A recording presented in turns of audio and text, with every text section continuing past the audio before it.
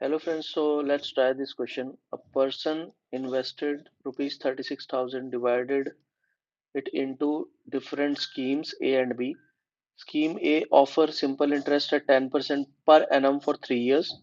Scheme B offers simple interest at 12.5 per annum for 4 years. ठीक है.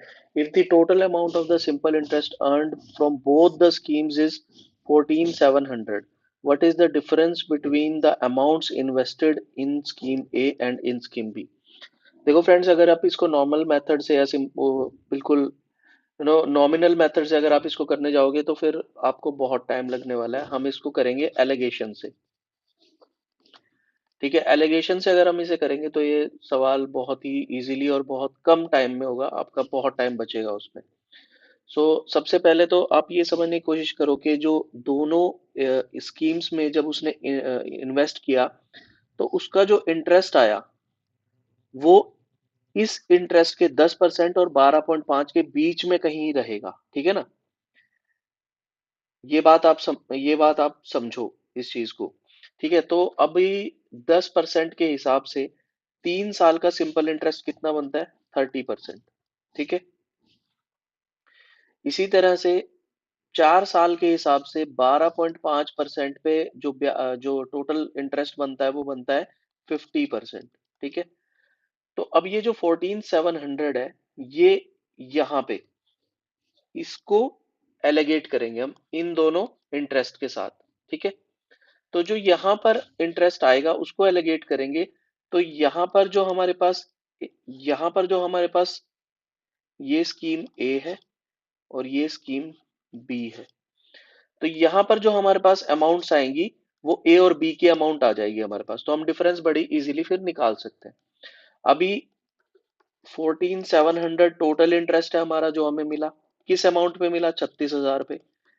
Percentage में निकालेंगे तो हम कैसे निकालेंगे? इंटू 100 करके. तो ये सारा आप कैंसिल आउट कर दो. जीरो से जीरो चला गया. 218, 25. Then it will be 3 4s are 12, 3 9s are 27, 3 6 are 18. Okay, सो इतना ही हो सकता है, इससे आगे ये नहीं जाएगा. 5 9s are 45 and 5 4s are 22, 4 5 divide by 6. ठीक है. तो इतना परसेंट आपका रेट ऑफ इंटरेस्ट हो गया जो 14,700 से आपको आया. अब एलिगेशन लगा दो. 245 by 6 minus 30, it will be 245 by 6 minus 30. ये कितना आएगा? 245 माइनस 180 बाय 6. ठीक है. So it will B how much? कितना आएगा? 565/6. ठीक है. तो यहाँ पे आ गया 65/6. Similarly 50 minus 245/6, 50 minus 245/6.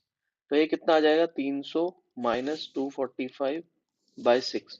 That is 55/6. तो 55/6 के रेशो में ये जो स्कीम्स हैं इन्होंने इनकी अमाउंट डिवाइड हुई होगी. मतलब ए और बी में जो उसने इन्वेस्टमेंट करी है वो इस रेशियो में करी है. 6 से 6 कैंसल. 5 से कितने पे जाएगा? 11 पे. 65 कितने पे जाएगा? 13 पे. तो 11/13 में, सॉरी, 11/13 में ए और बी का जो अमाउंट है वो डिवाइड हुई है. और टोटल क्या है? रेशियो का टोटल क्या है? टोटल 24. ठीक है. रेशियोज का टोटल कितना है? 24. वैसे टोटल कितना है? 36,000. ठीक है. तो 24 जब टोटल है तब हमारा टोटल कितना है? 36,000. और हमें क्या निकालना है? हमें तो डिफरेंस निकालना है ना. तो 2 यूनिट का हमारा डिफरेंस हो गया. अगर रेशो 11/13 है तो 13 minus 11 is equal to 2 units. तो 2 यूनिट का हमें डिफरेंस निकालना था. तो 2 यूनिट का डिफरेंस है 24 यूनिट बराबर है 36,000 के. तो 2 यूनिट कितने के बराबर होगी ये हमें निकालना है. 36,000 डिवाइड बाई 24 इंटू 2. ठीक है. 2 से 12 पे चला गया. एंड 12 3 36, 3,000. सो हमारा जो डिफरेंस आएगा that will be equal to 3,000. Option B. ठीक है. तो आई होप आपको ये मेथड अच्छा लगा होगा एंड आपको समझ में भी आया होगा. तो थैंक यू वेरी मच. मिलते हैं नेक्स्ट वीडियो में. Till then bye bye.